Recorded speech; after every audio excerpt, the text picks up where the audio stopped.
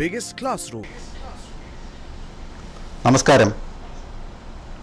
മലയാള ഭാഷയുടെ ഔന്നത്യത്തിനും അതിൻ്റെ സാംസ്കാരിക പശ്ചാത്തലത്തിലുള്ള അറിവുകളും നേടാം എന്നുള്ള ഒരു സങ്കല്പത്തിലും മലയാള ഭാഷയുടെ പഠനത്തിനും അതിൽ ഉൾക്കരത്തുള്ള പദങ്ങളും അതുപോലെ തന്നെ ആ സംസ്കൃതിയുടെ പരിച്ഛേദനം സമൂഹത്തിൽ എങ്ങനെ കൊണ്ടെത്തിക്കാം എന്ന ഒരു ലക്ഷ്യത്തോടു കൂടി മൂന്നാം ഘട്ടത്തിൽ മുന്നോട്ട് പോയിക്കൊണ്ടിരിക്കുന്ന മൈ ടീച്ചർ എന്ന കാര്യപരിപാടിയിലൂടെ മലയാള ഭാഷയുടെ എല്ലാ വശങ്ങളും കൂട്ടിച്ചേർന്ന് നമുക്ക് പഠിച്ച് മുന്നോട്ട് പോകാം. നമ്മൾ രണ്ട് അധ്യായത്തിൽ കൂടി ഭാഷയുടെ സംസ്കൃതിയുടെ കേരളത്തിൻ്റെ ഒരു അംശം എത്രമാത്രം സാമൂഹിക പശ്ചാത്തലത്തിൽ ഉൾക്കൊള്ളുന്നു എന്ന് നമുക്ക് മനസ്സിലാക്കാൻ കഴിഞ്ഞു. അത്രമാത്രം മനോഹരമാണ് മലയാളത്തിൻ്റെ സൗന്ദര്യം. ആ ഒരു സൗന്ദര്യം ലോകോത്തരമാണ്. എല്ലാവർക്കും എല്ലാവരെയും ഒന്നായി കാണുന്ന ആ സംസ്കൃതിയുടെ അംശം നമ്മൾ പഠിച്ചില്ലെങ്കിൽ നമ്മൾ ഇങ്ങും എത്തില്ല എന്നാണ് താല്പര്യം. അമ്മയുടെ മുലപ്പാല് പോലെ, അമ്മയുടെ സ്നേഹം പോലെ ആ തലോടൽ നമ്മൾ കുറേ ദിവസങ്ങളായി 2-3 അധ്യായത്തിൽ കൂടി പഠിച്ചു വരുന്നു. കഴിഞ്ഞ ആഴ്ച നമ്മൾ പഠിച്ചത് സ്വരാക്ഷരങ്ങളെക്കുറിച്ചാണ്.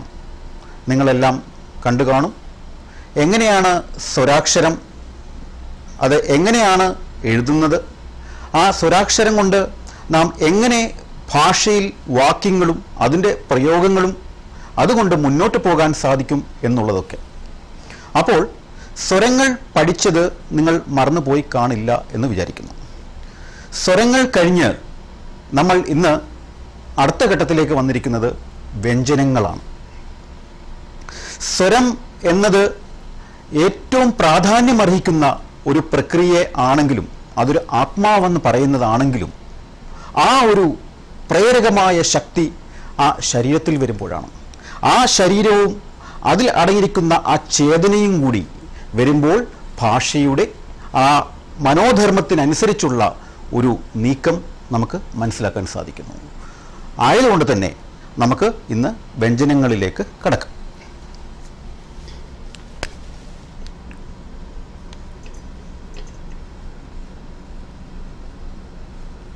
വ്യഞ്ജനം. വ്യഞ്ജനത്തെക്കുറിച്ച് പറയുമ്പോൾ കാ മുതൽ റാ വരെയുള്ള അക്ഷരങ്ങൾ ശബ്ദപദത്തിൽ ഉച്ചരിക്കുമ്പോൾ അവയവങ്ങളിൽ നിന്ന് അവിടെയും ഇവിടെയും തട്ടിത്തടഞ്ഞാണ് മുന്നോട്ട് പോകുന്നത്. നമ്മൾ സ്വരങ്ങൾ പഠിച്ചപ്പോൾ എങ്ങനെയാണ് ഉണ്ടായിരുന്നത്? കുറച്ചുകൂടെ എളുപ്പമായിരുന്നു. അത് ഉറച്ച ഒരു നല്ലൊരു വായു സഞ്ചാരത്തിൻ്റെ ക്രമീകരണം അതിനകത്തുണ്ടായിരുന്നു. എന്നാൽ വ്യഞ്ജനങ്ങൾ പഠിക്കുമ്പോൾ അതിലുള്ള കുറച്ചുള്ള ആ ശബ്ദത്തിൽ നിന്ന് ഉച്ചരിക്കപ്പെടുന്ന ആ പദങ്ങളുടെ ആ വ്യഞ്ജനങ്ങളുടെ പല അവയവങ്ങൾ കൂടി തട്ടിത്തടഞ്ഞാണ് പോകുന്നത്. അപ്പോൾ സ്വരം തുറന്നുച്ചരിക്കുമ്പോൾ, സ്വരം എപ്പോൾ തുറന്നുച്ചരിക്കപ്പെടുന്നതാണ്, അതുകൊണ്ടാണ് സ്വരിക്കുന്നത് എന്ന് പറയുന്നത്. വ്യഞ്ജനം അങ്ങനെയല്ല, തുറന്ന് ഉച്ചരിക്കപ്പെടാത്തതാണ് വ്യഞ്ജനം. എപ്പോഴും ശ്രദ്ധിക്കുക. സ്വരം എന്നാൽ തുറന്ന് ഉച്ചരിക്കപ്പെടുന്നതും വ്യഞ്ജനം എന്നാൽ തുറന്ന് ഉച്ചരിക്കപ്പെടാത്തതുമാണ്. കുറച്ച് ബുദ്ധിമുട്ടുകൾ അതിലേക്ക് വരുന്നു. അപ്പോൾ നമ്മൾ ഏറ്റവും പ്രധാനമായി പഠിക്കേണ്ടത് ഉച്ചാരണത്തിൻ്റെ ആ രീതികൾ അത് എങ്ങനെയാണെന്ന് നാം അടിസ്ഥാനപരമായി മനസ്സിലാക്കേണ്ടിയിരിക്കുന്നു. ഏതൊരു വ്യഞ്ജനവും സ്വരത്തിൻ്റെ സഹായം കൂടാതെ മുന്നോട്ട് പോകാൻ സാധിക്കില്ല. ഇത് സ്വരവും വ്യഞ്ജനവും ഒരു ഏകീകൃതമായ സ്വഭാവത്തിൽ കൂടി പോകുമ്പോൾ മാത്രമേ ആ വ്യഞ്ജനത്തിൻ്റെ പൂർത്തീകരണം അവിടെ ഉണ്ടാവുകയുള്ളൂ. ഏറ്റവും പ്രാധാന്യമായിട്ടുള്ള നമുക്ക് കകാരത്തിൻ്റെ കുറച്ച് കാര്യങ്ങൾ മാത്രം ഇന്ന് പഠിക്കാം. ക എല്ലാവർക്കും അറിയാം. ക വളരെ എളുപ്പമാണ് എഴുതാൻ. ഒന്നും കൂടി എഴുതുന്നത് നോക്കൂ, കുട്ടികൾ പ്രത്യേകിച്ച് എഴുതുന്നത് നോക്കൂ. ക മനസ്സിലായി കാണുമെന്ന് വിചാരിക്കുന്നു. അടുത്തത് ഇഖ. മനസ്സിലായി കാണുന്നു. ഇഖ ഇത് എഴുതുന്നത് എങ്ങനെയാണെന്ന് കാണിച്ചു തരാം. ഇഖ മനസ്സിലാക്കാണെന്ന് വിചാരിക്കുന്നു. അടുത്തത് ഗ. വളരെ എളുപ്പമാണ് എഴുതാൻ, വളരെ എളുപ്പമാണല്ലോ എഴുതാൻ ഗ. ഒന്നും കൂടി കുട്ടികൾ പ്രത്യേകിച്ച് ഗ. ഒരു കാര്യം കൂടി ഞാൻ വീണ്ടും വീണ്ടും പറയുന്നത് എന്താണെന്ന് വെച്ചാൽ, കുട്ടികൾ അടിസ്ഥാനപരമായി അക്ഷരങ്ങൾ പഠിക്കുന്ന സമയത്ത് അമ്മമാർ അല്ലെ മാതാപിതാക്കന്മാർ കുട്ടികളെ കൈപിടിച്ച് എഴുതി പഠിപ്പിക്കുക. ഇത് എന്താണെന്ന് വീണ്ടും പറയുന്നതിനോടുള്ള ഔചിത്യം ഞാൻ പറയാം. ഒരു മാതൃസ്പർശം കുഞ്ഞുങ്ങളിലേക്ക് ഉണ്ടാകുമ്പോൾ അതിനോടുള്ളൊരു സ്നേഹവും അല്ലെങ്കിൽ വാത്സല്യവും കുഞ്ഞുങ്ങൾക്ക് കൂടും. ആ ഒരു പ്രേരണാശക്തി കുഞ്ഞുങ്ങളിലേക്ക് ഒരു ഭാഷാ പ്രാവണ്യത്തിൻ്റെ അടിസ്ഥാന പർവം അവരുടെ മാനസിക തലങ്ങളിൽ ഒരു ശക്തമായിട്ടുള്ള ഉൾക്കരത്തോടു കൂടി ഉണ്ടാകാൻ സാധിക്കും. അതുകൊണ്ടാണ് പഴയ കാലത്ത് ഞാൻ വീണ്ടും പറയുന്നു, ആശാന്മാർ എഴുതി പഠിപ്പിക്കുമായിരുന്നു. അത് മണ്ണിലാണ്, അതിൻ്റെ ശാസ്ത്രം വളരെ വലുതാണ്. നേരത്തെ മുൻ ക്ലാസ്സിൽ ഞാൻ പറഞ്ഞിരുന്നു. അപ്പോൾ ഏറ്റവും പ്രാധാന്യമായി നമ്മൾ പഠിക്കേണ്ടത് എഴുതി പഠിക്കുക. എഴുതി പഠിക്കുമ്പോൾ പ്രത്യേകിച്ച് പറഞ്ഞു പഠിക്കുക. ഗ. ഇപ്പം നമ്മൾ ഗ എന്ന് പറയുമ്പോൾ ഗ വളരെ എളുപ്പമാണ് അല്ലേ? ഗ. അടുത്തത് ഇഖ. ഒന്നും കൂടി ഇഖ. വളരെ എളുപ്പമാണെന്ന് വിചാരിക്കുന്നു. വളരെ പ്രയാസമുള്ള കാര്യമല്ല. പരിശീലനം കൊണ്ട് വളരെ കൃത്യമായിട്ട് നമുക്കിത് പഠിക്കാൻ സാധിക്കും. അടുത്തത്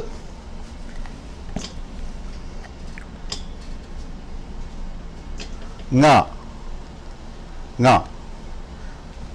ക, ഇഖ, ഗ, ഇഖ, ങ.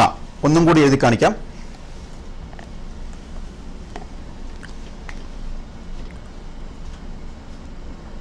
ക, ഇഖ, ഗ, ഇഖ,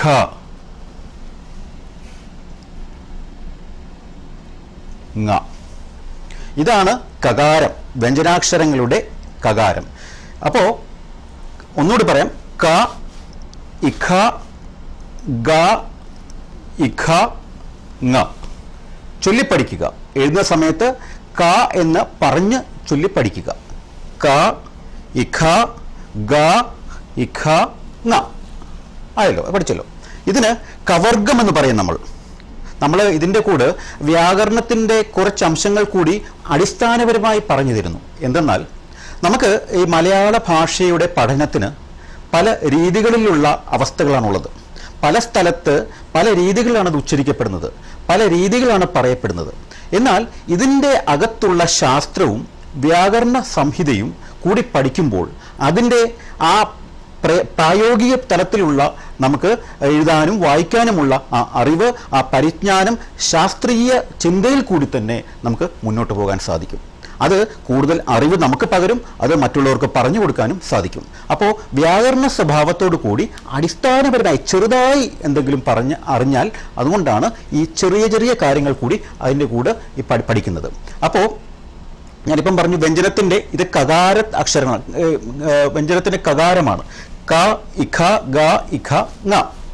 അപ്പോൾ ഈ പ്രധാനപ്പെട്ട ഇതിന് ഓരോ പേരുകൾ പറയുന്നുണ്ട്. ഈ വ്യാകരണ സംഹിതയിൽ ഇതിന്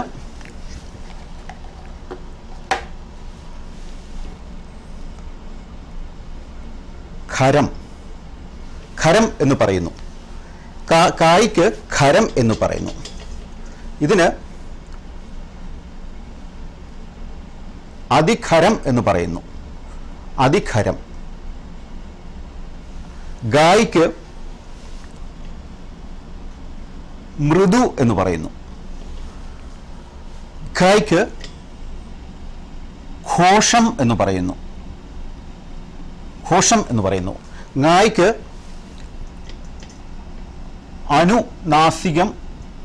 അനുനാസികം എന്ന് പറയുന്നു. ഒന്നുകൂടി പറയാം. ഇത് നമുക്ക് ഭാവിയിൽ വ്യാകരണത്തെക്കുറിച്ച് കൂടുതൽ പഠിക്കുമ്പോൾ നമുക്ക് മനസ്സിലാക്കാൻ സാധിക്കും. എന്നാലും ഒരു അറിവിന് വേണ്ടി പറയുകയാണ്. ഖായ്ക്ക് ഖരത്തിൽപ്പെടുന്നതാണ് ഖ. ഇഖ വരുമ്പോൾ അതിഖരം, ഗ മൃദു, ഇഖ ഘോഷം, ങ അനുനാസിക. അപ്പോൾ ഇത് ഉച്ചാരണ രീതി നോക്കുമ്പോൾ വളരെ ഇത് ഓരോ ഉച്ചാരണ ശുദ്ധിയുള്ള കാര്യങ്ങൾ. ഉച്ചാരണ രീതി നോക്കുമ്പോൾ ഈ ഖരത്തിനോട് എങ്ങനെ അതിനോട് ചേരുന്ന സമയത്ത് ഖരത്തിനോട് ഹ എന്ന വ്യഞ്ജനം ചേരുമ്പോഴാണ് ഇഖ ആകുന്നത്. ഇത് ഗ വളരെ മൃദുവാണ്. ഖായിനോട് വേറൊരു വ്യഞ്ജനം, അതായത് ഹ ചേരുമ്പോഴാണ് ഇഖ എന്ന് വരുന്നത്. ഞാൻ കാണിക്കാം.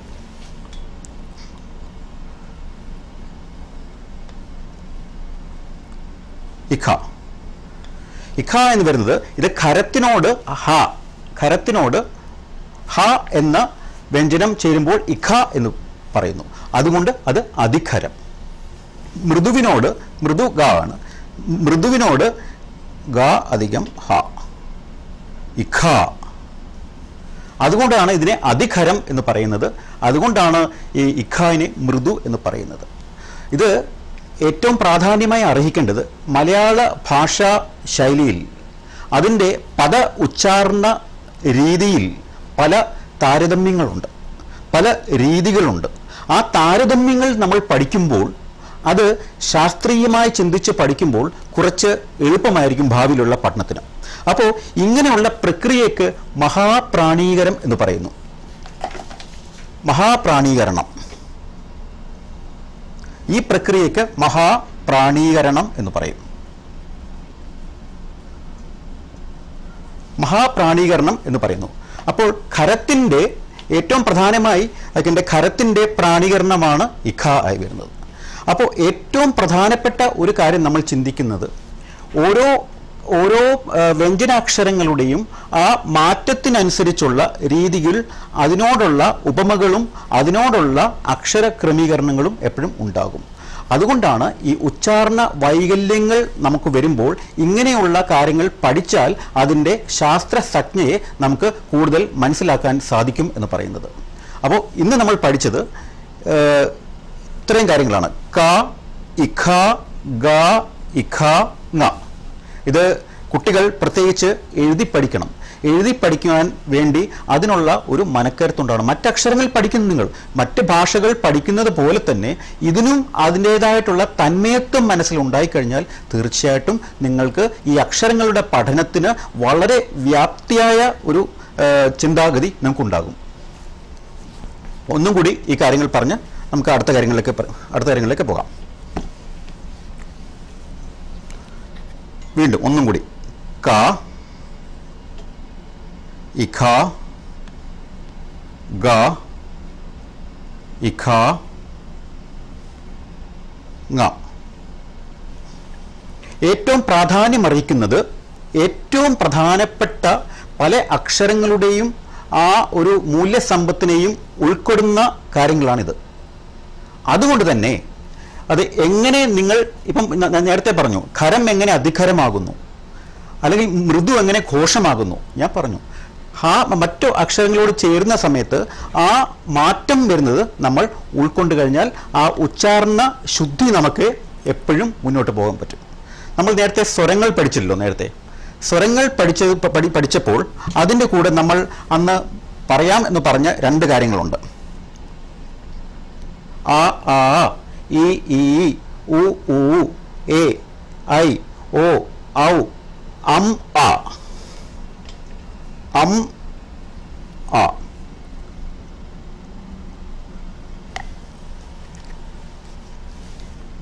ഈ രണ്ട് കാര്യങ്ങൾ അം, ആ, ഇത്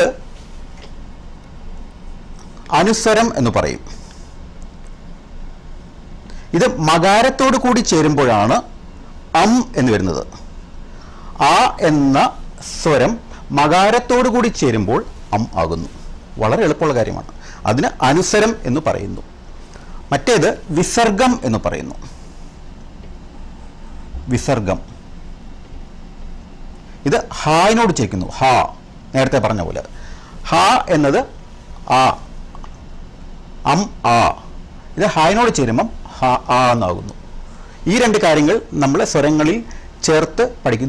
ഇത് സ്വരങ്ങളല്ല, സ്വരങ്ങളോട് കൂടി. അതുകൊണ്ടാണ് അനുസ്വരം എന്ന് പറയുന്നത്. അത് മകാരത്തോടു കൂടി ചേരുമ്പോൾ മാത്രമാണ് അതിൻ്റെ പൂർത്തീകരണം ഉണ്ടാകുന്നത്. അപ്പോൾ ഏതൊരു ശാസ്ത്രത്തെയും ഏതൊരു സംജ്ഞയും അതിനോട് കൂട്ടിച്ചേർക്കാൻ സ്വരങ്ങളുടെ കൂടി അതിൻ്റേതായിട്ടുള്ള പ്രത്യേകതകൾ ഉണ്ടാവും. അതാണ് മലയാള ഭാഷ ലിപി സംസ്കാരത്തിലേക്ക് നമ്മൾ വരുമ്പോൾ കൂടുതൽ കാണാൻ പറ്റുന്നത്. ധാരാളം ചില്ലക്ഷരങ്ങളുണ്ട്, അതിനോട് കൂട്ടിച്ചേർത്ത പല മറ്റ് പദാർത്ഥാക്ഷരങ്ങളുണ്ട്. ഇങ്ങനെ പല അക്ഷരങ്ങൾ കൂട്ടിച്ചേർക്കുമ്പോഴാണ് വാക്യത്തിൻ്റെ പൂർത്തീകരണം ഉണ്ടാകുന്നത്. അപ്പം ഏറ്റവും പ്രാധാന്യമായി നമ്മൾ പഠിക്കുന്നത് അക്ഷരങ്ങൾ പഠിക്കുമ്പോൾ അത് അതിൻ്റേതായിട്ടുള്ള രീതിയിൽ ഒരു ഉൾക്കരത്തോടു കൂടി അത് മനസ്സിലാക്കി എഴുതി പഠിക്കുക. പ്രത്യേകിച്ച് മാതാപിതാക്കൾ പഠിപ്പിച്ചു കൊടുക്കുമ്പോൾ അത് ചൊല്ലിപ്പഠിപ്പിക്കുക. ഇത്രയും കാര്യങ്ങളാണ് ഈ പ്രാവശ്യം വ്യഞ്ജനാക്ഷരങ്ങളുടെ കാര്യത്തിൽ നമ്മൾ പഠിക്കുന്നത്. അടുത്ത കാര്യങ്ങളിൽ ബാക്കി കാര്യങ്ങൾ നമുക്ക് പഠിക്കാം. നമുക്ക് മലയാള ഭാഷയുടെ അല്ലെ ആ ഒരു സംസ്കൃതിയുടെ ജീവിത കാഴ്ചയിൽ ഏറ്റവും പ്രാധാന്യമറിയിക്കുന്ന കാര്യമാണ് നമ്മുടെ അറിവ് എന്നുള്ളത്. നമുക്ക് കിട്ടുന്ന അറിവുകൾ വളരെ വലുതാണ്. ഈ അറിവിൻ്റെ സംസ്കാരം കുട്ടികളിലേക്ക് പകർന്നു കൊടുക്കുമ്പോഴാണ് ഒരു വിദ്യാർത്ഥി അറിവുള്ള ആളായി മാറുന്നത്. ആ ആൾ സമൂഹത്തിന് എത്രമാത്രം പ്രായോഗിക തലത്തിൽ മുന്നോട്ട് പോകാം എന്ന് കൽപ്പിക്കുന്ന ഒരു സിദ്ധാന്തമായിരുന്നു മലയാളത്തിൻ്റെ സംസ്കാരം. ആ ഒരു സംസ്കാരമാണ് നമ്മുടെ പഴഞ്ചൊല്ലുകളിലേക്ക് നമ്മൾ വന്നത്. നാട്ടറിവുകൾ, പഴഞ്ചൊല്ലുകൾ എന്നിവ വളരെയേറെയുള്ള വളരെ പ്രസക്തമായ കാര്യമാണ്. ഇതിലുള്ള അറിവുകൾ പ്രത്യേകിച്ച് കുട്ടികളിലേക്ക് പറഞ്ഞു കൊടുക്കുമ്പോൾ അത് വളരെ എളുപ്പത്തിൽ ജീവിതത്തിൻ്റെ പ്രായോഗിക തലത്തിൽ കൂടി സഞ്ചരിക്കാൻ അവർക്ക് സാധിക്കുന്നു. നമുക്കിന്ന് 3 പഴഞ്ചൊല്ലുകൾ പഠിക്കാം. സമ്പത്ത് കാലത്തു തൈപത്തു വെച്ചാൽ ആപത്തു കാലത്ത് കാവത്തു തിന്നാം. എല്ലാവരും കേട്ട വളരെ ലളിതമായ ഒരു ആഖ്യാനമാണ്. ഒന്നും കൂടി, സമ്പത്ത് കാലത്ത് തൈപത്ത് വെച്ചാൽ ആപത്ത് കാലത്ത് കാവത്ത് തിന്നാം. ഒരു മനുഷ്യ ജീവൻ്റെ ഏറ്റവും പ്രായോഗികമായ കർമ്മമാണ് വളരെ അധ്വാനം എന്നുള്ളത്. നാം അധ്വാനിക്കേണ്ടത്, നാം അതിലേക്ക് നാം കാണേണ്ടത് അത് എങ്ങനെയാണെന്നുള്ളതാണ് ഏറ്റവും പ്രാധാന്യം. നാം അലസന്മാരായി പോയി കഴിഞ്ഞാൽ നമുക്ക് എന്തെങ്കിലും ചെയ്യാൻ സാധിക്കുമോ? മുൻകാലങ്ങളിൽ കൃഷിയുടെ സംസ്കൃതിയിൽ കൂടി മുന്നോട്ട് പൊക്കോണ്ടിരുന്ന ആ മലയാളത്തിൻ്റെ സംസ്കാരം ഇന്ന് മാറ്റങ്ങൾ കണ്ടുവരുന്നുണ്ട്. എന്നിരുന്നാലും നമ്മൾ അധ്വാനശീലരായിരുന്നു. ഓരോ അറിവും നാട്ടറിവും കിട്ടുന്നത് പ്രകൃതിയിൽ കൂടി കിട്ടുന്ന അറിവുകളായിരുന്നു. പ്രകൃതിയുമായിട്ട് ഒരു അഭേദ്യമായ ഒരു ബന്ധം മനുഷ്യന് ഉണ്ടായിരുന്നു. അങ്ങനെയുള്ള ഒരു കാലത്ത് ജീവിച്ച നമ്മൾ, പ്രകൃതിയെ സുഹൃത്തായി കണ്ട നമ്മൾ, കാലം മാറുമ്പോൾ യാന്ത്രികതയുടെ അംശം മാത്രം വന്ന് അത് എങ്ങും എത്താത്ത അവസ്ഥയിൽ കൊണ്ടെത്തും. ആ ഒരു ചിന്തയിൽ കൂടി പോയപ്പോഴാണ് ഈ ഒരു പഴഞ്ചൊല്ലിൻ്റെ പ്രസക്തി നമുക്ക് മനസ്സിലാക്കേണ്ടത്. അതായത് നമുക്ക് ബുദ്ധിമുട്ടുള്ള കാലമുണ്ട്. ഒരു മനുഷ്യ ജീവിതം എന്നത് സുഖവും ദുഃഖവും നിറഞ്ഞതാണ്, അതെല്ലാവർക്കും അറിയാം. സുഖം മാത്രം തേടിപ്പോകുന്ന മനുഷ്യന് യാന്ത്രികമായി അറിഞ്ഞോ അറിയാതെയോ ദുഃഖം വന്നു ചേരും. ഇത് സ്വാഭാവികം. എന്നാൽ ആ ദുഃഖത്തെ അതിനോട് കണ്ട് അതോടുകൂടി യാത്ര ചെയ്യുന്ന ഒരു സംസ്കൃതിയുടെ ഒരു കൂട്ടമായിരുന്നു മലയാളിയുടേത്. അവിടെയാണ് പഴഞ്ചൊല്ലുകളുടെ ആ പ്രസക്തി പഴയകാലം മുതൽ നമ്മുടെ മുതിർന്നവർ നമുക്ക് പറഞ്ഞു തരികയും നമ്മുടെ സുഹൃത്തുക്കളും അധ്യാപകരും പറഞ്ഞു തരികയും ചെയ്യുന്ന ഒരവസ്ഥ ഉണ്ടായിരുന്നു. ഞാനിപ്പോൾ ഓർക്കുന്നു, അറിവിൻ്റെ അംശം നമുക്ക് എങ്ങനെയാണ് ഗുരുനാഥൻ്റെ കയ്യിൽ നിന്നാണ് അറിവ് കിട്ടുന്നത്. നമ്മളെ പഠിപ്പിക്കുന്ന അധ്യാപകർ, നമ്മളെ പഠിപ്പിക്കുന്ന ആ ജീവിത സങ്കല്പത്തിൻ്റെ രീതികൾ, ഇതെല്ലാം അധ്യാപനത്തിൽ നിന്നും വന്നിരുന്നു. അങ്ങനെ നോക്കുമ്പോഴാണ് ഒരു ചെറിയ 4 ശകലങ്ങൾ ഞാനിവിടെ ചിന്തിക്കുകയാണ്. അറിവിൻ വിസ്മയവർണ്ണം മനതാരിൽ പകർന്നു നൽകും സ്നേഹനിധിയാം ദിവ്യനല്ലോ എൻ ഗുരുനാഥൻ. എത്ര മഹത്തായ കാര്യം! അറിവിൻ്റെ സംസ്കാരം, അറിവിൻ വിസ്മയവർണ്ണം. അറിവ് നാം അറിവിന് വേണ്ടി തേടുകയാണ്. എന്തിനാണ് ഈ അറിവ്? ജീവിക്കാൻ വേണ്ടിയല്ലേ? മനുഷ്യന് വേണ്ടിയല്ലേ? സമൂഹത്തിന് വേണ്ടിയല്ലേ? ഈ അറിവ് എവിടെ നിന്ന് കിട്ടും? ആദ്യത്തെ അറിവ് നമുക്ക് എവിടെ നിന്നാണ് കിട്ടുന്നത്? മാതാപിതാക്കന്മാരുടെ കയ്യിൽ നിന്ന്. തീർച്ചയായും അമ്മയിൽ നിന്ന് കിട്ടുന്ന ആ സ്പർശനത്തിൻ്റെ അറിവ്, അമ്മയിൽ നിന്ന് കിട്ടുന്ന ആ വികാര വായ്പയുടെ അറിവ്, സ്നേഹപരിലാളനത്തിൻ്റെ അറിവ്, അമ്മയുടെ മന്ദഹാസം കുഞ്ഞു കാണുമ്പോൾ അതിൽ നിന്നുണ്ടാകുന്ന ആ ഒരു സൗന്ദര്യബോധം, ഒരു സന്തോഷം, ഇതൊക്കെയാണ് മനുഷ്യൻ്റെ ഏറ്റവും തീർത്ഥമായ ഏറ്റവും സമ്പത്ത് എന്ന് പറയുന്നത്. അപ്പോൾ അവിടെ ഗുരുനാഥനും വളരെ പ്രസക്തിയുണ്ട്. അറിവിൻ്റെ സാരാംശം കിട്ടുന്ന, അറിവിൻ്റെ മഹത്വം കിട്ടുന്ന ആ ഗുരുനാഥൻ്റെ ചില കാര്യങ്ങൾ നമ്മൾ ഉൾക്കൊള്ളാതെ മുന്നോട്ട് പോകാൻ സാധിക്കില്ല. യാന്ത്രികമായ കാലങ്ങൾ മാറ്റമുണ്ടെങ്കിലും എന്നാലും സത്യത്തിൻ്റെയും ധർമ്മത്തിൻ്റെയും നീതിയുടെയും അവസ്ഥയ്ക്ക് മുന്നിൽ അധ്യാപകൻ പറഞ്ഞു തരുന്ന ആ അറിവ് നമ്മുടെ ജീവിതത്തിന് എന്നും പ്രേരണാശക്തിയാകുന്നു. അപ്പോൾ അറിവിൻ വിസ്മയവർണ്ണം മനതാരിൽ പകർന്നു നൽകും സ്നേഹനിധിയാം ദിവ്യനല്ലോ എൻ ഗുരുനാഥൻ. ചഞ്ചലമാകും മനസ്സിനെ ഏകാഗ്രത ചിത്തമാക്കും കർമ്മസ്വരൂപം ശക്തിയല്ലോ എൻ ഗുരുനാഥൻ. ഏകാഗ്രത ഇന്ന് മനുഷ്യന് ഇല്ലാത്ത ഏറ്റവും പ്രത്യേകമുള്ള ഒരു അവസ്ഥയാണ് ഏകാഗ്രത. പണ്ട് കൃഷി പണി ചെയ്യുന്ന ആൾക്കാർ ഞാൻ ശ്രദ്ധിച്ചിട്ടുണ്ട്. ആ ചെയ്യുന്ന കൃഷി അത് മണ്ണിനോടുള്ള അഭേദ്യമായ ബന്ധമുണ്ടായിരുന്നു.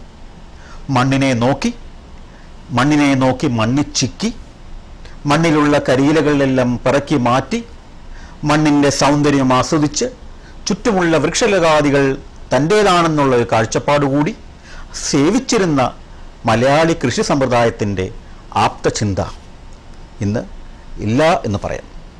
അപ്പോൾ ഈ അറിവിൻ്റെ ഏകാഗ്രത ചിത്തമാക്കണം എന്ന് പറയാൻ കാര്യം, നമ്മൾ ഏതൊരു പ്രവൃത്തിയിൽ കൂടി സഞ്ചരിക്കുമ്പോഴും ഏകാഗ്രതയില്ലെങ്കിൽ അവിടെ ശ്രദ്ധയായ കാര്യക്ഷമമായ പര്യവസാനത്തിലേക്ക് നാം കൊണ്ടെത്തിക്കുകയില്ല. അതുകൊണ്ടാണ് ഞാനിവിടെ ഗുരുനാഥൻ സമർപ്പിക്കുന്നത്. ചഞ്ചലമാകും മനസ്സിനെ ഏകാഗ്രത ചിത്തമാക്കും കർമ്മസ്വരൂപമാം ശക്തിയല്ലോ എൻ ഗുരുനാഥൻ. അത്ര പ്രസക്തം. സത്യധർമാദികൾ ജീവിതയാത്രയിൽ സൽക്കർമ്മ വസന്തം തീർക്കും എൻ ഗുരുനാഥൻ. അപ്പോൾ ഇതായിരിക്കണം ഗുരുനാഥൻ എന്ന് നാം ചിന്തിക്കുന്നു. ഈ ഒരു തപസ്, ഈ ഒരു അറിവ് നമ്മളിലേക്ക് പ്രവഹിക്കുമ്പോൾ അത് വളരെ വലുതാണ്. പ്രത്യേകിച്ച് ഇത് പറയാൻ കാര്യം, അക്ഷരങ്ങളുടെ പഠനത്തിനും അക്ഷരങ്ങളുടെ മലയാള ഭാഷയുടെ പഠനത്തിനും കൂടി നമ്മൾ മുന്നോട്ട് പോകുമ്പോൾ ഈ ഒരു തത്വവിചാരം, ഒരു പഠിക്കുന്നതിനോട് കൂടിയുള്ള ആ ഒരു ആദരവ്, ഇത് പറയാൻ കാര്യം ഗുരുത്വം എന്ന് പറയുന്നത് പഠനത്തിന് കൂടിയുള്ള ആദരവെന്ന് ഞാൻ പറയും. കാര്യം പഠനത്തിനും ഒരു ആദരവുണ്ട്. നാം പഠിക്കുന്ന നല്ല വശങ്ങൾ, നാം പഠിക്കുന്ന സൽക്കർമ്മങ്ങൾ, സൽചിന്തകൾ, ഇതൊക്കെ ഒരു ജീവിത ഉപാധിയായി നാം മുന്നോട്ട് പോയി കഴിഞ്ഞാൽ ഒരു വ്യക്തിത്വ നിർമ്മാണത്തിൻ്റെ ഏറ്റവും ശ്രേഷ്ഠമായ സങ്കല്പത്തിൻ്റെ ആ ഒരു മന്ദഹാസം മനസ്സിൻ്റെ ഉള്ളിൽ നിന്ന് തട്ടി വരുമ്പോൾ അവിടെ നല്ലൊരു മലയാളിയുടെ സംസ്കാരം ഉണ്ടാകുന്നു. അതാണ് ഈ ഗുരു പറഞ്ഞു തന്ന കാര്യവും അധ്യാപകനിൽ നിന്ന് കിട്ടേണ്ട അറിവും. അപ്പോൾ നമ്മൾ വീണ്ടും ഇതിലേക്ക് വരാം. പഴഞ്ചൊല്ലുകൾ പറഞ്ഞുകൊണ്ടിരിക്കുമായിരുന്നല്ലോ. അപ്പോൾ സമ്പത്ത് കാലത്ത് കായ്പത്തു വെച്ചാൽ ആപത്ത് കാലത്ത് കാപത്തു തിന്നാം. നമ്മൾ ഇന്ന് കൃഷിയെ വളരെ തെറ്റായി ധരിച്ച് കൃഷി വേണോ വേണ്ടയോ എന്ന് ചിന്തിക്കുന്ന ഒരു കാലമുണ്ടായിരുന്നു. നമ്മൾ ധാരാളം വൃക്ഷം നടുന്ന ഒരു ശീലം പണ്ടുണ്ടായിരുന്നു. ഇന്ന് ഉണ്ട്, മാറ്റം വന്നിട്ടുണ്ട്. കൃഷിയോടുള്ള ഒരു സ്നേഹം മലയാളിക്കൊക്കെ വന്നിട്ടുണ്ട്. നല്ല കാര്യം. അതുപോലെ തന്നെ നല്ല കാര്യങ്ങളിൽ കൂടി അധ്വാനത്തിൽ കൂടി കിട്ടുന്ന ആ സമ്പത്ത് നമ്മൾ സ്വരൂപിച്ചു വെച്ചാൽ പുതിയ തലമുറയിലെ കുട്ടികൾ, വളർന്നു വരുന്ന തലമുറയിലെ കുട്ടികൾ അത് മനസ്സിലാക്കിയാൽ അത് 3 കാര്യങ്ങൾക്ക് ഉപയോഗിക്കാം. 1 കുടുംബത്തിൻ്റെ ശ്രേയസ്, 2 നാടിൻ്റെ ശ്രേയസ്, 3 സമൂഹത്തോടുള്ള കടപ്പാട്. ഇത് 3ഉം ആ വ്യക്തിയിൽ നിർമ്മിതമാണ്. ഇത്ര വലിയ മഹത്തായ ആശയം തുളുമ്പുന്ന പഴഞ്ചൊല്ല്. അപ്പോൾ ഇത് വളരെ, ഈ ഒരു പഴഞ്ചൊല്ല് നിങ്ങൾക്ക് മനസ്സിലായി കാണുമെന്ന് വിചാരിക്കുന്നു. ഒന്നും കൂടി, വിദ്യാധനം സർവധനാൽ പ്രധാനം. വളരെ എളുപ്പമുള്ള കാര്യം. വിദ്യയാണ് ശ്രേഷ്ഠം. വിദ്യയില്ലാതെ നമുക്ക് ഒന്നും നേടാൻ സാധ്യമാവുകയില്ല. അപ്പോൾ നാം വിദ്യ എന്തിനു വേണ്ടിയാണ് പഠിക്കുന്നത്? വിദ്യയാണ്. ആ വിദ്യയെ കൊണ്ട് നാം എന്ത് നേടും എന്ന് നാം ചിന്തിക്കുന്നു. വിദ്യ എന്നത് ജോലി സമ്പാദനത്തിന് വേണ്ടിയുള്ള മാത്രം പ്രക്രിയയാണോ? കാലാന്തരങ്ങളിൽ ഇന്ന് അങ്ങനെ വന്നു ചേരുന്നു. എന്നാൽ അതിലുള്ള മൂല്യങ്ങളില്ലേ? തീർച്ചയായിട്ടുമുണ്ട്. അപ്പം വിദ്യ നമ്മൾ പഠിക്കുന്നത് എന്തിനു വേണ്ടിയാണെന്നുള്ളൊരു ബോധം നമ്മുടെ ഉള്ളിൽ ഒരു കരുത്ത് ആർജിക്കേണ്ടത് ആവശ്യമാണ്. അതും എല്ലാ ധനങ്ങളും വന്നു പോകും, അല്ലേ? സമ്പത്ത് ഇന്ന് വരും, സമ്പത്ത് നാളെ പോകും. കൂടുതൽ കൂടുതൽ ലൗകികമായ സുഖങ്ങളും ആസക്തികളും വരും, അതും നാളെ പോകും. എന്നാൽ അറിവിൽ കൂടിയുള്ള ആ സാരാംശം ഉൾക്കൊള്ളുന്ന ഒരു പ്രവൃത്തി നമ്മുടെ ഉൾക്കരത്തോടുകൂടി ഉണ്ടായിട്ടുണ്ടെങ്കിൽ തീർച്ചയായിട്ടും ആ വിദ്യയ്ക്ക് എന്നും പ്രയോജനം ചെയ്യും. അത് നമുക്ക് മാത്രമല്ല, ഒരു പ്രകാശകിരണം പോലെ, ഒരു വളരെ വലിയൊരു തത്വ ചിന്തയുടെ ഒരു ഉപാധിയായിട്ട് മലയാളത്തിൻ്റെ ആ മഹത്തായ സംസ്കാരത്തിൻ്റെ പ്രതീകം. അപ്പോൾ വിദ്യാധനം സർവധനാൽ പ്രധാനം ആയതുകൊണ്ട് എല്ലാവരും വിദ്യ ഒരു ചിന്താശക്തിയുടെ മർമ്മം ജീവിതയാത്രയിൽ കൊണ്ടുപോകണമെന്ന് ഈ അവസരത്തിൽ അഭ്യർത്ഥിച്ചുകൊള്ളുന്നു. ഒന്നും കൂടി നമുക്ക് പഠിക്കാം. പയ്യത്തിന്നാൽ പനയം തിന്നാം. നമ്മുടെ ഒരു നാട്ടറിവുള്ള ഒരു കാര്യമാണ്. ഇത് എന്തുകൊണ്ട് പറയുന്നു എന്ന് നിങ്ങൾ ചോദിക്കും. ഇത് നമ്മുടെ നാട്ടിലെ ജീവിതത്തിൻ്റെ ഒരു ഭാഗമായിരുന്നു. പയ്യത്തിന്നാൽ പനയം തിന്നാം. അധ്വാനത്തിൻ്റെ, ലക്ഷണത്തിൻ്റെ, യാത്രയുടെ ഒരു പ്രതീകമായിരുന്നത്. നമ്മൾ ഒരു കാര്യം ചെയ്യുമ്പോൾ ഏറ്റവും കൂടുതൽ ശ്രദ്ധിക്കേണ്ടത് എന്താണ്? ഏറ്റവും കൂടുതൽ ശ്രദ്ധിക്കേണ്ട കാര്യം അതിനോടുള്ള തർപ്പണമാണ്, അല്ലെ സമർപ്പണമാണ്. അത് ആ സമർപ്പണം നമ്മുടെ ഉള്ളിൽ ഇല്ലെങ്കിൽ അതിന് അർത്ഥമുണ്ടാവുകയില്ല. അതുകൊണ്ട് തന്നെ ആ അർത്ഥം മനസ്സിൻ്റെ ഉള്ളിൽ തട്ടി ജീവിതയാത്രയിൽ മുന്നോട്ട് പോകുമ്പോൾ നമുക്ക് വിജയിക്കാൻ സാധിക്കും. നിങ്ങളൊന്ന് ആലോചിക്കുക. പതിയെ പതിയെ നമ്മൾ ചിന്തിച്ച് ഒരു കാര്യം ചെയ്ത് അതിനോട് വളരെ പതുക്കെ ആ ഉയരങ്ങളിലേക്ക് കൊണ്ടുവരുമ്പോൾ ആ ചിന്താശക്തി ആ കർമ്മപദത്തിലേക്ക് വരുന്നു. അവിടെ തീർച്ചയായിട്ടും വിജയം ഉണ്ടാവും. അത് ആലോചിച്ച് ചിന്തിച്ച് മുന്നേറാൻ വേണ്ടിയാണ് അങ്ങനെയുള്ള ഒരു ആപ്തവാക്യം നമുക്കുണ്ടാക്കിയിരിക്കുന്നത്. അത് ലോകോത്തരമാണ്, ഏകസങ്കല്പമാണ്, എല്ലാവരെയും ഒരുപോലെ കാണുന്ന സങ്കല്പമാണ്. ഇങ്ങനെയുള്ള ചിന്താധാര മലയാളിയുടെ ഒരു ആവേശമായിരുന്നു. അതുകൊണ്ടാണ് വീണ്ടും ഞാൻ പറയുന്നത്, പഴഞ്ചൊല്ലുകൾ പറഞ്ഞു കൊടുക്കുക. ആ പഴഞ്ചൊല്ലുകളുടെ സാരാംശം വളരെ ലളിതമാണ്. ആ ലളിതമായ ആഖ്യാനങ്ങൾ കൂടി ഉദാഹരണ സഹിതം കുട്ടികളിലേക്ക് എത്തിച്ചു കഴിഞ്ഞാൽ നിങ്ങൾക്ക് ഒരു പരിധിവരെ ആ അറിവിൻ്റെ ലക്ഷണശാസ്ത്രം വിദ്യാർത്ഥികളിലേക്ക് എത്തിക്കാൻ കഴിയും. ഈ ഒരു കാര്യത്തോടുകൂടി നമുക്ക് പഴഞ്ചൊല്ലുകളുടെ ആ കാര്യത്തിൽ നിന്ന് പുതിയ കാര്യത്തിലേക്ക് വരാം. നമ്മൾ മലയാള ഭാഷ സംസാരിക്കുമ്പോൾ അത് തെറ്റുകൂടാതെ സംസാരിക്കണം എന്ന് ഞാൻ നേരത്തെ പറഞ്ഞു. നമ്മൾ എങ്ങനെ തെറ്റുകൂടാതെ സംസാരിക്കും? വ്യാകരണം വേണം. വ്യാകരണം നമ്മൾ പഠിച്ചു വരുന്നു, അക്ഷരങ്ങളുടെ കൂടി തന്നെ ചെറുതായിട്ട് പഠിച്ചു വരുന്നു. എന്നാൽ വ്യാകരണത്തിൻ്റെ കൂടുതൽ തലങ്ങളിലേക്ക് നമ്മൾ വീണ്ടും വരും. പക്ഷേ ആ നല്ല മലയാളം സമൂഹത്തിൻ്റെ മുന്നിൽ എങ്ങനെ പറയും? നമ്മുടെ അറിവിൻ്റെ ബോധങ്ങളിലേക്ക് നമ്മൾ എങ്ങനെ പറയും? അത് പ്രസക്തമാണ്. ഒരു സമൂഹത്തിൻ്റെ മുന്നിൽ പറയുന്ന മലയാളത്തിൻ്റെ ശുദ്ധത നമുക്ക് തീർച്ചയായും മനസ്സിലാക്കേണ്ടതാണ്. കഴിഞ്ഞ ദിവസം ഒരു സമ്മേളനത്തിൽ പങ്കെടുക്കുമ്പോൾ അവിടെ പറയുകയുണ്ടായി, അഭ്യർത്ഥിക്കുകയാണ്, അപേക്ഷിക്കുകയാണ്. അത് എൻ്റെ സുഹൃത്തിനോട് ചോദിക്കുകയുണ്ടായി. അഭ്യർത്ഥിക്കുകയാണ്, അപേക്ഷിക്കുകയാണ്, അത് രണ്ടും കൂടി ഒന്നിച്ച് പറയാൻ പാടില്ല. അത് തെറ്റാണ്. അഭ്യർത്ഥനയും അപേക്ഷയും ഒന്നാണ്, രണ്ടല്ല. ഏറ്റവും പ്രസക്തമായി ചിന്തിക്കേണ്ടത് പല പല പല പല നോട്ടീസുകളിൽ നമ്മൾ കാണാൻ പറ്റും ഇത് രണ്ടും കൂടി ഒന്നിച്ച് എഴുതിയിരിക്കുന്ന ഒരു സമ്പ്രദായം. അപ്പോൾ നിങ്ങൾ ചിന്തിക്കേണ്ടത്, ഇങ്ങനെയുള്ള ചില കാര്യങ്ങൾ വരുമ്പോൾ പെട്ടെന്ന് ചിന്തിക്കുക, അഭ്യർത്ഥനയും അപേക്ഷയും ഒന്നാണ്. ഒരിക്കലും ഒരു വാചകത്തിൽ ഞാൻ ഇന്ന കാര്യം അഭ്യർത്ഥിക്കുകയാണ്, അപേക്ഷിക്കുകയാണ് എന്ന് ഒന്നിച്ചെഴുതാൻ പാടില്ല. അത് തെറ്റാണ്. ഒന്നുകിൽ അഭ്യർത്ഥിക്കുകയാണ് അല്ലെങ്കിൽ അപേക്ഷിക്കുകയാണ് എന്ന് ഏതെങ്കിലും ഒന്ന് എഴുതുക. അതുപോലെ ഏറ്റവും നമ്മൾ പല കാര്യങ്ങളിൽ ഉപയോഗിക്കുന്ന ഒരു പദമാണ് ഈ രണ്ട്. എഴുതി കാണിക്കാം. ഈ രണ്ട്.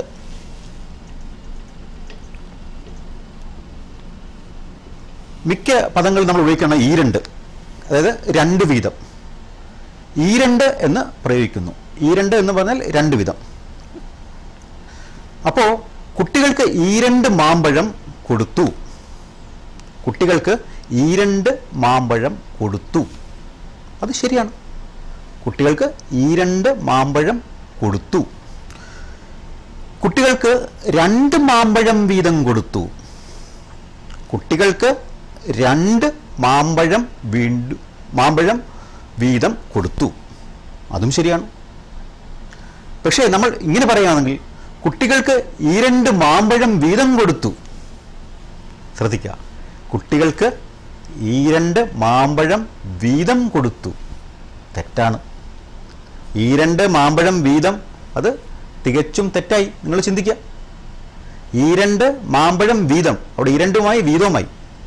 അപ്പം നമുക്ക് പറയേണ്ടത് എങ്ങനെയാണെന്ന് വെച്ചാൽ കുട്ടികൾക്ക് ഈ 2 മാമ്പഴം കൊടുത്തു. കുട്ടികൾക്ക് ഈ 2 മാമ്പഴം കൊടുത്തു. ഈ 2 മാമ്പഴം വീതം കൊടുത്തു എന്ന് എഴുതരുത്. കുട്ടികൾക്ക് ഈ 2 മാമ്പഴം കൊടുത്തു. കുട്ടികൾക്ക് 2 മാമ്പഴം വീതം കൊടുത്തു. അതും ശരിയാണ്. അപ്പോൾ ഇങ്ങനത്തെ പദങ്ങൾ വരുമ്പോൾ ആ അക്ഷരങ്ങളുടെ യുക്തമായ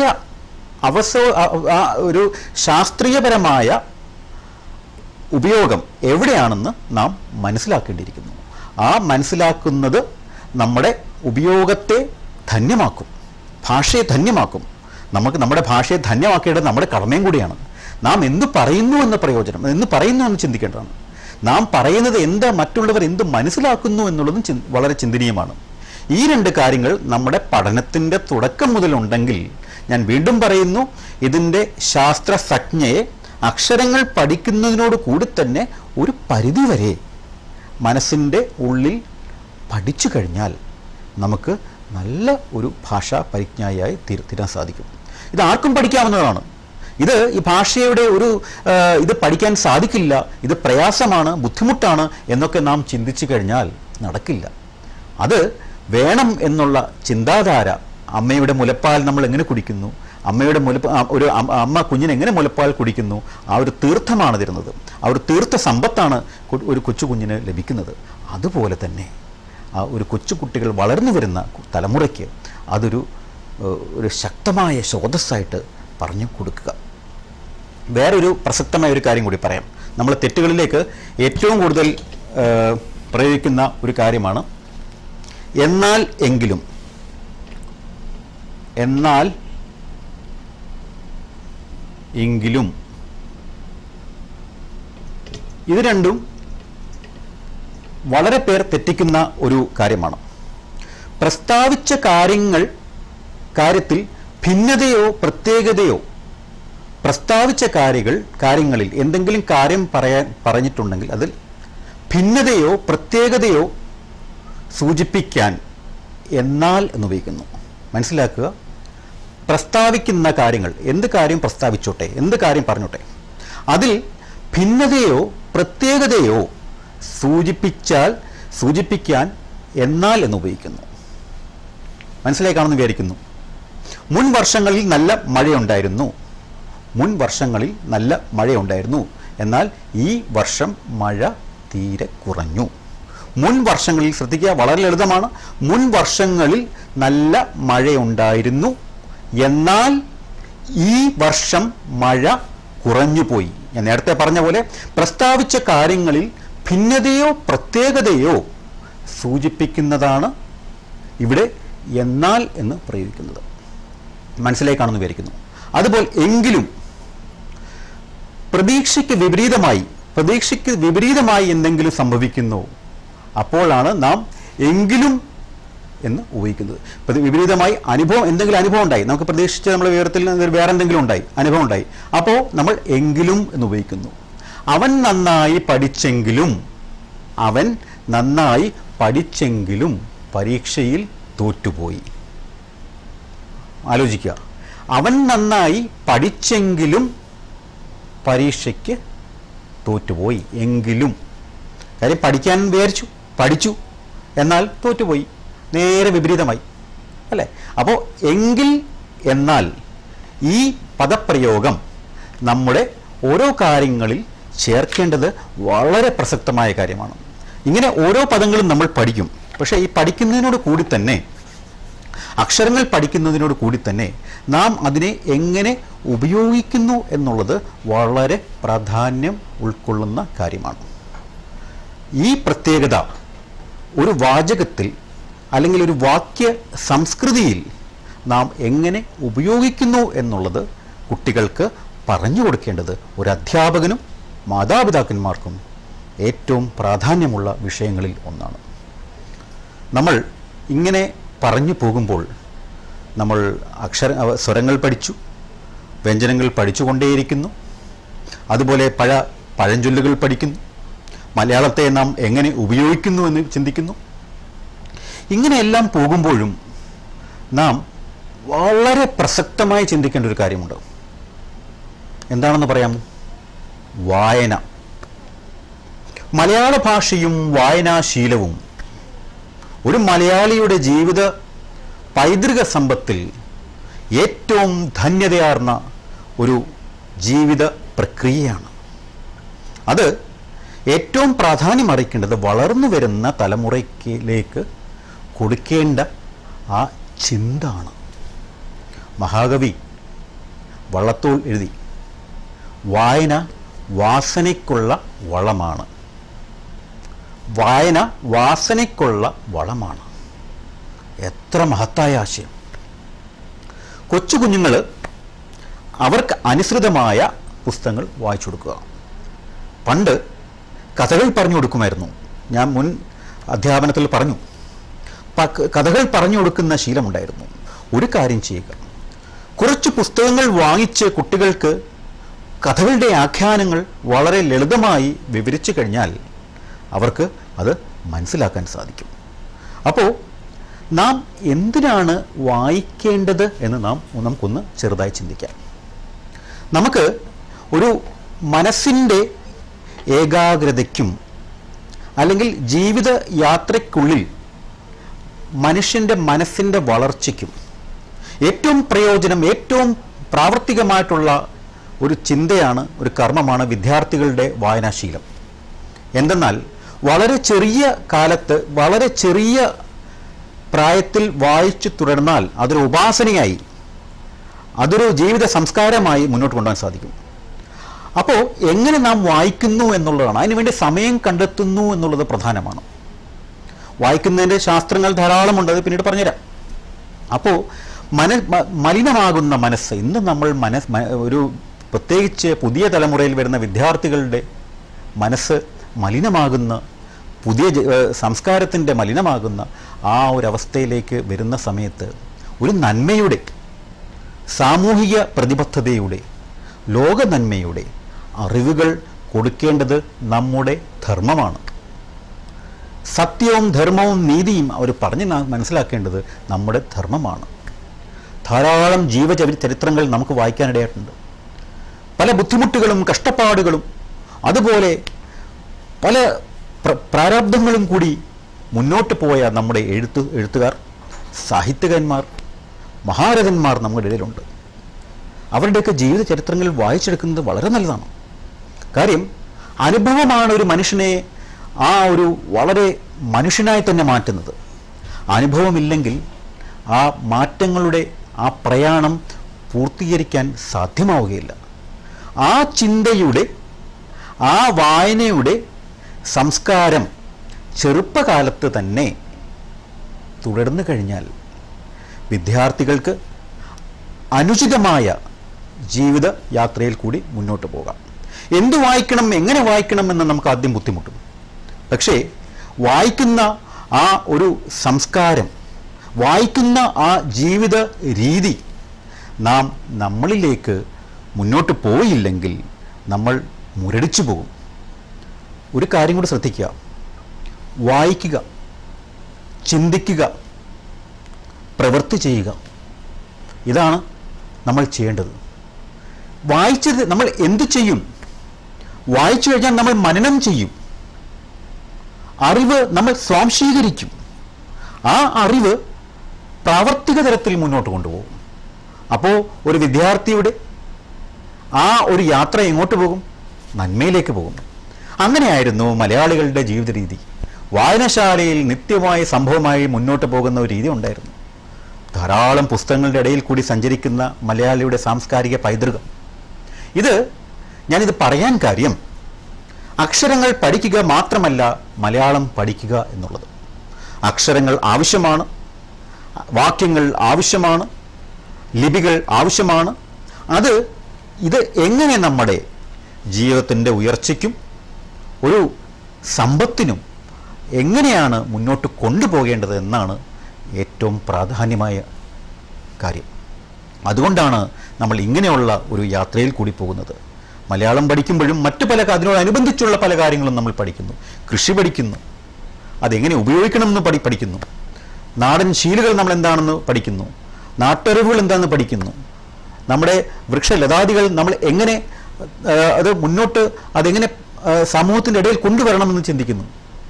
അങ്ങനെ ഓരോ അറിവും സമൂഹത്തിലേക്ക് കൊടുക്കുമ്പോഴാണ്, നമ്മളത് ഉൾക്കരുത്തോടു കൂടി അറിഞ്ഞു മുന്നോട്ട് പോകുമ്പോഴാണ് മലയാള ഭാഷയുടെ ഒരു പൂർത്തീകരണം നമ്മുടെ ഇടയിൽ ഉണ്ടാകുന്നത്. നമുക്ക് എല്ലാ ദിവസവും ഓരോ കവികളെക്കുറിച്ച് നാം ചിന്തിക്കാറുണ്ട്. ഏറ്റവും മലയാളത്തിൻ്റെ ഗാനഗന്ധർവൻ എന്ന് തന്നെ അറിയപ്പെടുന്ന ചങ്ങമ്പുഴ കൃഷ്ണപിള്ളയുടെ ആ മനോഹരമായ കാവ്യസങ്കല്പം നിങ്ങൾക്കെല്ലാം അറിയാവുന്നതാണ്. അദ്ദേഹം 1911 ഒക്ടോബർ 10 ഇടപ്പള്ളിയിൽ ജനിച്ചു. നിങ്ങൾ കേട്ട് കാണും രമണൻ എഴുതിയത്. ഇടപ്പള്ളി എന്ന തൻ്റെ സുഹൃത്തിൻ്റെ വിയോഗത്തിൽ അദ്ദേഹം എഴുതിയ രമണൻ, അത് നമുക്ക് പിന്നീട് പഠിക്കാം. മനോഹരമായ കൃതികൾ, ബാഷ്പാഞ്ജലി, സങ്കല്പകാന്തി, അങ്ങനെ പല പല കാര്യങ്ങൾ നാം പഠിക്കുന്നുണ്ട് അദ്ദേഹത്തിൻ്റെ. പക്ഷേ മലയാള ഭാഷയ്ക്ക് ഇന്ന് വരെ ഇത്രയും ചൈതന്യം തുളുമ്പുന്ന ഒരു കൃതി അദ്ദേഹം നമ്മുടെ മുന്നിൽ തന്നിട്ടുണ്ട്. കനകച്ചിലങ്ക കിലുങ്ങി എന്നുള്ള ആ കൃതി മലയാള ഭാഷയെ, മലയാള ഭാഷയുടെയും കൈരളിയുടെയും ചൈതന്യത്തെ ഇത്രമാത്രം ശ്രേഷ്ഠമാക്കിയ ഒരു കവിത നാം അതിനുശേഷം കേട്ടിട്ടുണ്ടാകാം. പക്ഷെ ഇതുപോലുള്ളൊരു മനോഹാരിത ഉണ്ടോ എന്ന് സംശയം. അപ്പോൾ ഈ കവിത കേട്ടാൽ തന്നെ നമ്മൾ ധന്യരായി. ഇതിൻ്റെ മനോഹരമായിട്ടുള്ള നമുക്കൊരു ദൃശ്യാവിഷ്കാരത്തോടുകൂടി നമുക്ക് കാണാം. ഈ ഒരു കാര്യപരിപാടിയിലേക്ക് ഇന്ന് എല്ലാവരും കണ്ടു കാണുന്നു വിചാരിക്കുന്നു. ഇന്ന് കേട്ട കാര്യങ്ങൾ നിങ്ങൾ വീണ്ടും മനനം ചെയ്യുക. അടുത്ത അധ്യായനത്തിൽ വരുമ്പോൾ നമ്മൾ കൂടുതൽ കാര്യങ്ങൾ വീണ്ടും പഠിക്കുന്നതാണ്. ഈ മനോഹരമായ ഒരു കൃതി നിങ്ങൾക്കെല്ലാം മുമ്പിൽ സമർപ്പിച്ചുകൊണ്ട്, ഇതൊരു നൃത്തരൂപാന്തരമാണ് കനകച്ചിലങ്കയുടെ. ഈ ഒരു മനോഹരമായ കൃതിയോടുകൂടി നിങ്ങൾക്ക് വീണ്ടും എല്ലാ ഭാവുകളും നേർന്നുകൊണ്ട് ഈ ഒരു ഇന്നത്തെ മൈ ടീച്ചർ എന്ന കാര്യപരിപാടി ഇവിടെ അവസാനിപ്പിക്കുന്നു. എല്ലാവർക്കും നന്ദി, നമസ്കാരം.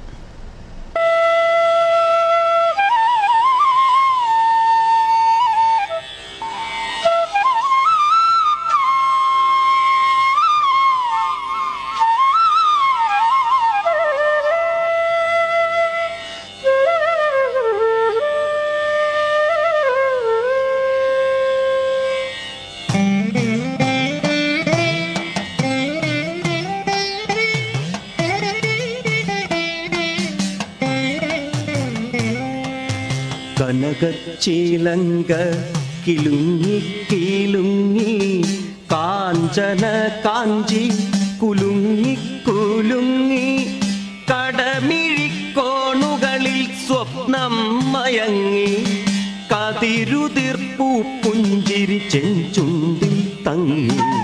കനകച്ചിലങ്ക കിലുങ്ങി കിലുങ്ങി കാഞ്ചന കാഞ്ചി കുലുങ്ങി കുലുങ്ങി കടമിഴിക്കോണുകളിൽ സ്വപ്നം മയങ്ങി കതിരുതിർപ്പൂ പുഞ്ചിരി ചെഞ്ചുണ്ടിൽ തങ്ങി. ഒഴുകും ഉടയാടയിൽ ഒളിയലകൾ ചിന്നി അഴകൊരുടലാർന്ന പോലങ്ങനെ മിന്നി മതിമോഹന ശുഭനർത്തനമാടുന്ന ഈ മഹിതേ മമ മുന്നിൽ നിന്നു നീ മലയാള കവിതേ. മതിമോഹന ശുഭനർത്തനമാടുന്ന ഈ മഹിതേ മമ മുന്നിൽ നിന്നു നീ മലയാള കവിതേ.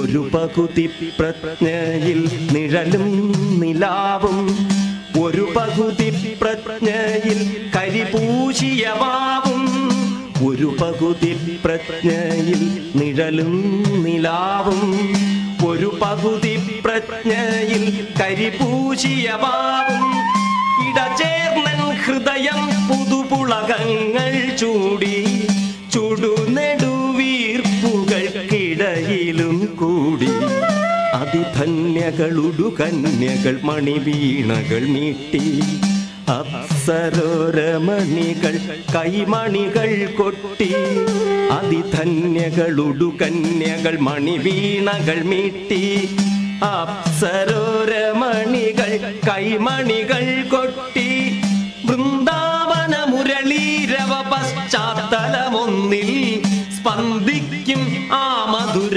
സ്വരബീജികൾ തന്നിൽ താളം നിരനിരയായി നുരയിട്ടിട്ടു തങ്ങി താമരത്താരുകൾ പോൽ തത്തീലയ ഭംഗി സതത സുഖ സുലഭതൻ നിറവറ വച്ചു ഋതുശോഭകൾ നിൻ മുന്നിൽ താലം പിടിച്ചു തങ്കത്തരിവളയിളകി നിൻ പിന്നിൽ തരളിതകൾ സങ്കൽപ്പ സുഷമകൾ ചാമരം വീശി തങ്കത്തരിവളയിളകി നിൻ പിന്നിൽ തരളിതകൾ സങ്കൽപ്പ സുഷമകൾ ചാമരം വീശി സുരഭില മൃഗമത തിലകിത ഭാലം സുമസമ സുലളിത മൃദുല കപോലം നളിനദല മോഹന നയന വിലാസം നവകുന്ദ സുമസുന്ദര വരമന്ദഹാസം ഘനനീല വിപിന സമാന സുകേശം പുനുകുന്തള വലയാങ്കിത കർണാന്തികദേശം മണികനക ഭൂഷിത ലളിതകളനാളം മമ മുന്നിലെന്തൊരു സൗന്ദര്യമേളം മുനിമാരും മുഖരാത്ത സുഖചക്രവാളം ഉണരുന്നു പുളകിതം മമ ജീവനാളം മുനിമാരും മുഖരാത്ത സുഖചക്രവാളം ഉണരുന്നു പുളകിതം മമ ജീവനാളം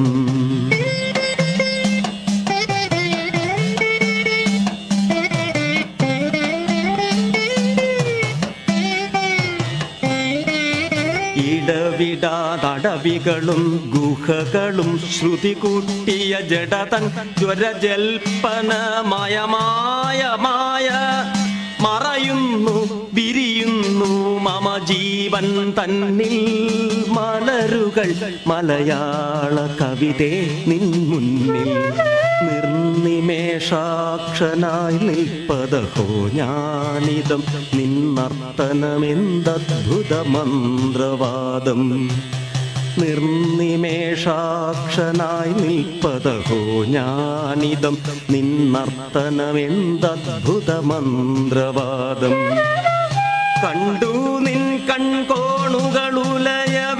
കരിവരി വണ്ടലയും ചെണ്ടുലയും വനികകൾ ഞാൻ ലളിതേ നിൻ കൈവിരലുകളിളകവേ കണ്ടു ഞാൻ കിളിപാറും മരതക മരനിരകൾ കനകോജ്വല ദീപശിഖാരേഖാവലിയാലേ കമനീയ കലാദേവത കണിവെച്ചതുപോലെ കനകോജ്വല ദീപശിഖാരേഖാവലിയാലേ കമനീയ കലാദേവത കണിവെച്ചതുപോലെ കവരുന്നു കവിതേ തവ നൃത്തരംഗം കാപാലികനെങ്കിലും എന്നന്തരംഗം തവ ചരണ ചലന കൃതരണിതരതരംഗണം തന്നോരനുഭൂതി തൻ ലയന വിമാനം എന്നെ പല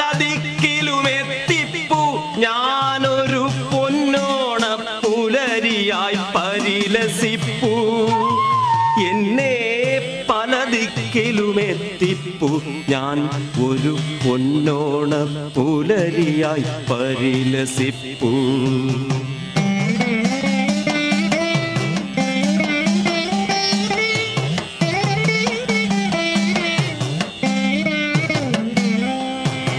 കരകമലദലയുകള് മൃദുമൃദുല ചലനങ്ങൾ കാണിച്ച സൂക്ഷ്മലോകാന്തരങ്ങൾ. കരകമലദലയുകള് മൃദുമൃദുല ചലനങ്ങൾ കാണിച്ച സൂക്ഷ്മലോകാന്തരങ്ങൾ. പലതും കടന്നു ഞാൻ പോയി പരിധൃത പരിണത പരിവേഷനായി. ജന്മം ഞാൻ കണ്ടു ഞാൻ നിർവൃതി കൊണ്ടു. ജന്മം ഞാൻ കണ്ടു ഞാൻ നിർവൃതി കൊണ്ടു. ജന്മാന്തരങ്ങളിലെ സുഹൃതാമൃതമുണ്ടു. 1000 സ്വർഗങ്ങൾ സ്വപ്നവുമായെത്തി. മായികെ നീ നിൻ നടനം നടത്തി. മായികെ നീ നിൻ നടനം നടത്തി. പുഞ്ചിരി പെയ്താടൂ നീ ലളിതേ. തുഞ്ചന്റെ തത്തയെ കൊഞ്ചിച്ച കവിതേ. പുഞ്ചിരി പെയ്താടൂ നീ ലളിതേ. തുഞ്ചന്റെ തത്തയെ കൊഞ്ചിച്ച കവിതേ. അഞ്ചിക്കുഴഞ്ഞഴിഞ്ഞാടൂ ഗുണമിളിതേ. കുഞ്ചന്റെ തുള്ളലിൽ മണി കൊട്ടിയ കവിതേ. അഞ്ചിക്കുഴഞ്ഞഴിഞ്ഞാടൂ ഗുണമിളിതേ. കുഞ്ചന്റെ തുള്ളലിൽ മണി കൊട്ടിയ കവിതേ.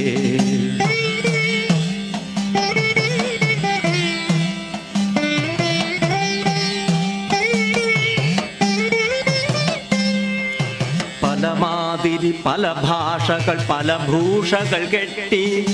പാടിയുമാടിയും പല ചേഷ്ടകൾ കാട്ടി. പലമാതിരി പല ഭാഷകൾ പല ഭൂഷകൾ കെട്ടി. പാടിയുമാടിയും പല ചേഷ്ടകൾ കാട്ടി. വിഭ്രമ വിഷവിത്തു വിതക്കിലും ഹൃദിമേ വിസ്മരിക്കില്ല ഞാൻ നിന്നെ സുരസുഷമേ. വിഭ്രമ വിഷവിത്തു വിതക്കിലും ഹൃദിമേ വിസ്മരിക്കില്ല ഞാൻ നിന്നെ സുരസുഷമേ. തവ തലമുടിയിൽ നിന്നൊരു നാരു പോരും തരികെന്നെ തഴുകട്ടെ പെരുമയും പേരും. തവ തലമുടിയിൽ നിന്നൊരു നാരു പോരും തരികെന്നെ തഴുകട്ടെ പെരുമയും പേരും. പോവുന്നോ നിൻ നൃത്തം നിർത്തി നീ ദേവി. പോവല്ലേ പോവല്ലേ പോവല്ലേ ദേവി. പോവുന്നോ നിൻ നൃത്തം നിർത്തി നീ ദേവി. പോവല്ലേ പോവല്ലേ പോവല്ലേ ദേവി.